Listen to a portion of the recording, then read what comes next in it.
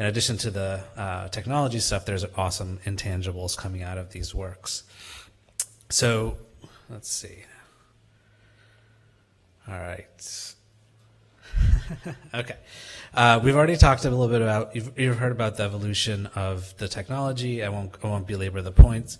We have very practical kind of deliverables to meet of getting technology out the door into the hands of patients. So just as a way of, when I first was getting into public health, one of the things that amazed me was that the safety of medicines so in a clinical trial, oftentimes patients, the short of smartphone and mobile app technology is that it is growing, and NHS has its own app store. Numbers change every week, and you can get the most updated numbers just by quick searches.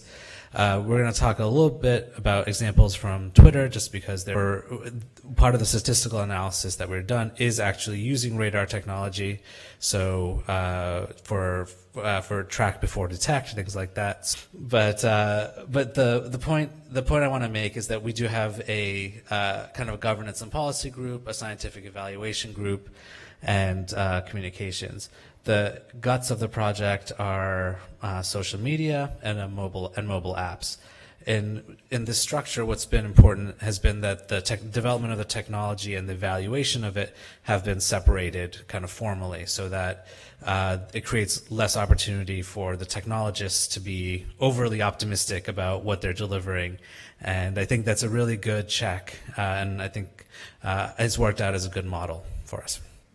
Okay, so how do we do this? As we move around on a daily basis, we leave digital breadcrumbs kind of all around the internet, and we've heard about the sensors. So the first step, so how do we actually process these data? So I'll show it to you in 4 simple steps.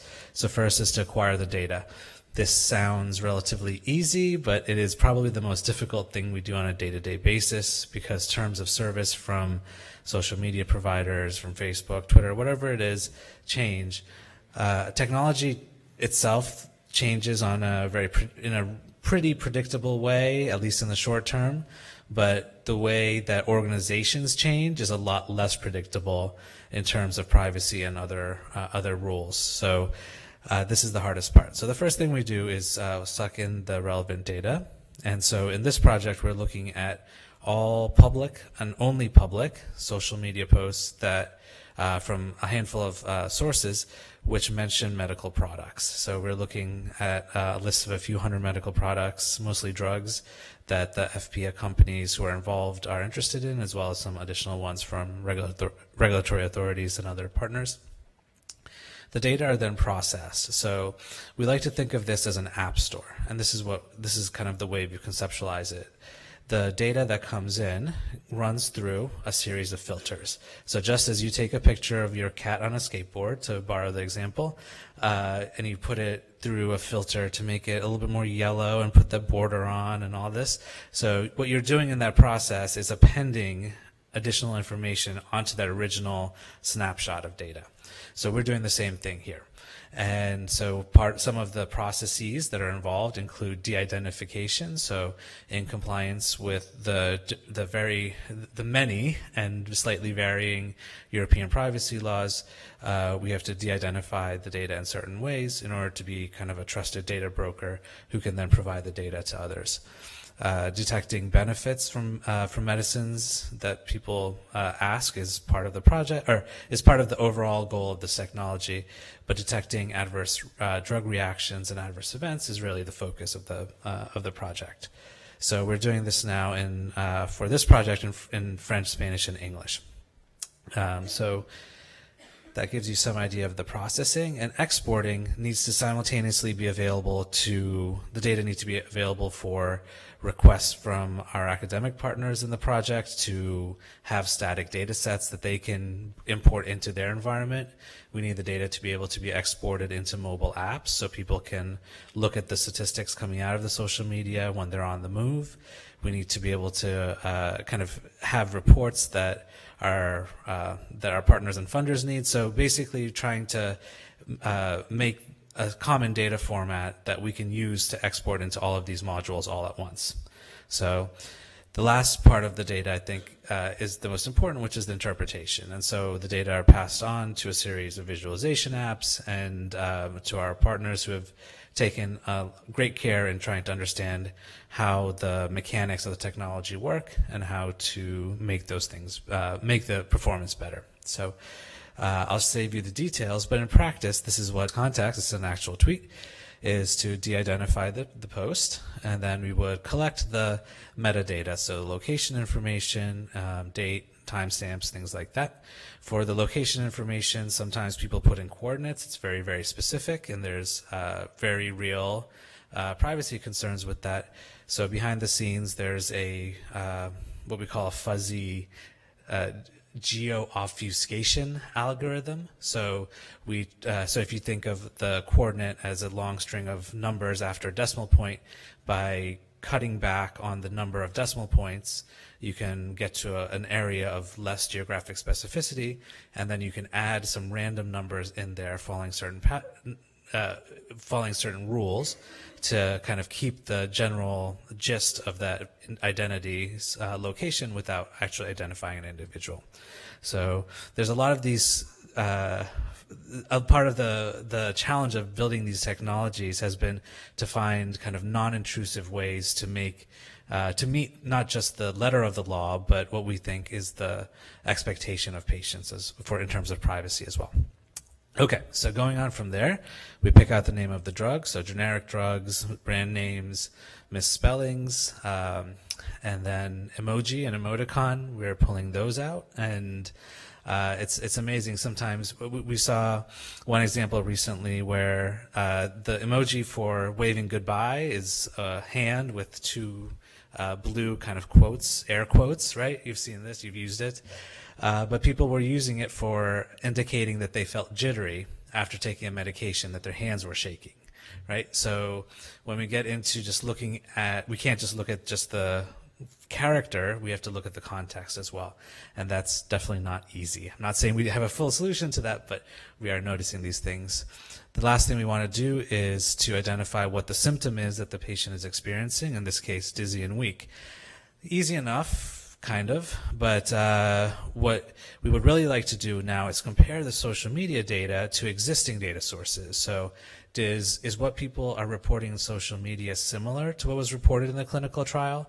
Is it similar to what a pharmaceutical company is getting, to what a regulator is getting?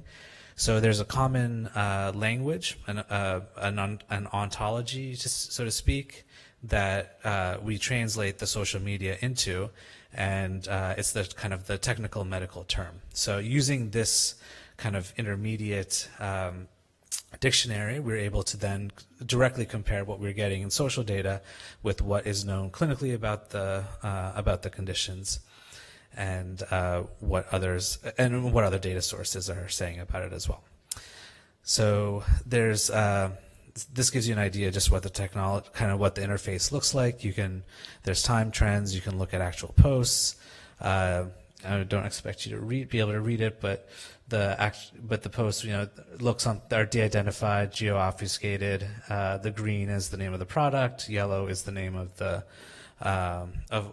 adverse event. And if you hover above these yellow fields, it kind of gives you the technical medical term as well. So. So then going into the scientific evaluation of this. So we have a separate kind of work package dedicated to scientific evaluation impact. Some early things we're finding is that the performance of the machine learning classifier varies by which drug you're looking at. So some are easier for the machine to understand than others. But what we're trying to do is really add information to the safety, to what's the known safety of the medication. So I think Phil and others from MHRA can answer more questions about this. I want to shift now to the apps that have been launched. So the second half of the project, or the second kind of technical half of the project, has been to launch mobile apps to encourage patients to report these things, these adverse events and adverse drug reactions they're experiencing. So 3 apps have been launched as a result of this IMI project. So the Yellow Card app and the UK, with the data going to MHRA. The Bay Working app in the Netherlands, and in Croatia, there's the app to report to HALMED, their regulatory authority. So what we're trying to do is use these 3 countries as a test case to build the technologies to, when we started in 2000, Stone Ages, we were basically, making an app itself was a technical achievement. And that was kind of the deliverable that we had, was kind of like the first pass deliverable. What we realized since then is that now any teenager can make an app, and what the difficult part of this project has been is to do the database connections and do the kind of political connections, the personal connections between the regulatory agencies and the technology itself. So getting the databases in each of the countries able to accept it, do the technical handshakes and encryption, all that stuff. So at the end of this project, these apps will continue, but we will also explore having kind of an API toolkit where other countries can use the computing background infrastructure that we've built to create apps of their own as well. So this gives you some idea of the amount of uptake we've had. So this is the total number of users. So we actually have the highest number of users in the Netherlands, even though it's a bit smaller than the UK. And Croatia was the last app to get started, so they're lagging a little bit lower, as well as their population effect. But the total number of reports submitted has been the highest from the United Kingdom, with the Netherlands thereafter. And at this point, I can say that there has been at least one product quality issue out of the Netherlands, whose detection was greatly hastened because of the reports from the app. So even that was just within 2 months of launch of the app, Larab was able to issue its kind of first safety report on data coming from the app. So that's a pretty quick return on investment. So kind of in wrapping up here, a big part of what we're doing is also looking at patient evaluation, looking at the usability of the apps, asking patient groups, what additional features do you want? We were talking recently to a group of rare disease patients, and we asked, and they were mostly in their 20s and had kind of survived thanks to newer technologies and medicines. They had survived kind of very debilitating childhood diseases, and we asked, what can we do to encourage your peers to report ADRs more often? And their answer was unanimous and simple. It said, make a dating app for rare disease patients. And when we think about kind of what the next phase and of these technologies are, I think there'll be more outside the box thinking. I'm not saying we're going to make a dating app, but it is intriguing. The ethical and legal considerations have been non-trivial, and we have had external ethicist advisors. We've had internal data safety monitors and data custodians from different agencies, including EMA, be part of this process. There's a tremendous amount of work that went into some framework documents about what does consent mean in the context of social media, what is informed, what is, and how can we ethically do this work. So that is another 3 hours of talking to leave to another day. But if you're interested in those reports, they'll be on our website. Policy issues, there's a lot of policy issues of when do pharmaceutical companies have to start looking at social media versus when kind of the piecemeal approach there's kind of happened organically. And so the output of this project will be some recommendations for regulatory authorities to consider when making the next generation of rules about how the regulated industry must use or should use social media. So there's a lot going on there. I don't want to minimize anything outside of the technology, but it's very important. So our website is there, our Twitter is there, and if you have any questions, you can direct them to Phil from MHRA, who's part of the project as well. No, I'm happy to take questions. Thank you.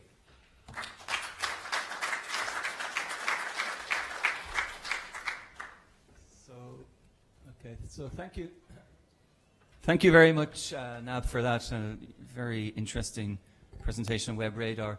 I don't need to escape because I'm hoping there will be some questions from the floor on this. So if anyone wants to ask any questions, there are roving mics, so just please put up your hand.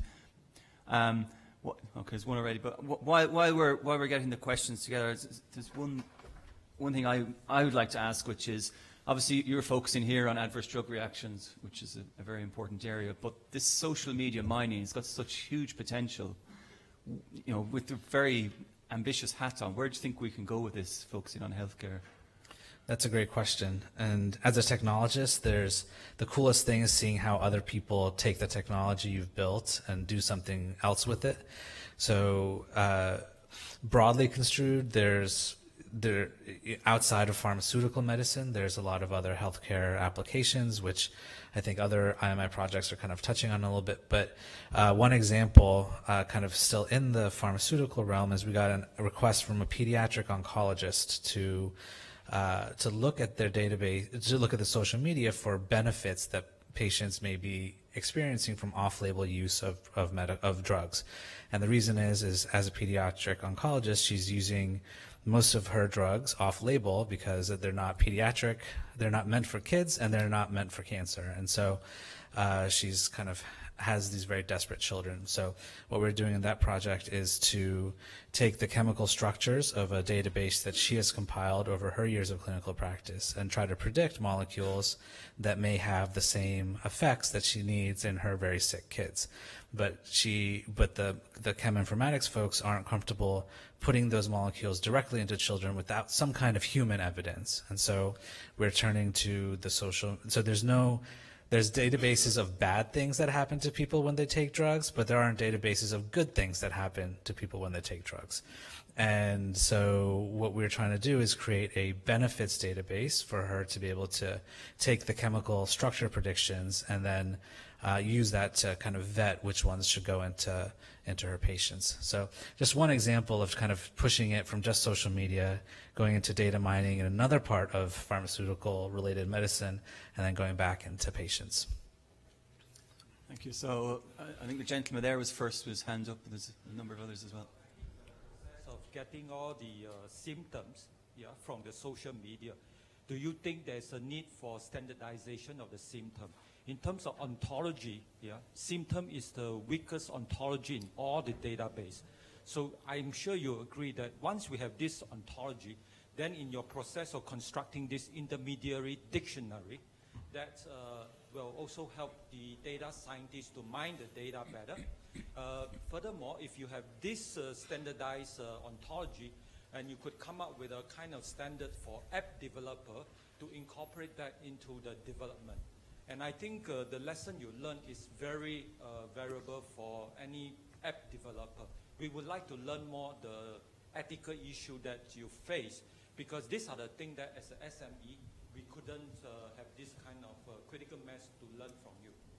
Thank you. I think your point is well taken. I think the dictionary that translates internet vernacular to medical technical language, I think has a lot of applications, and is something that we are trying to figure out how to open source as a kind of outcome of this project. It's a little complicated because it changes every day as we learn more. So we're figuring out kind of how to make that into a usable API. So yeah, we would be happy to share more of the explicit experiences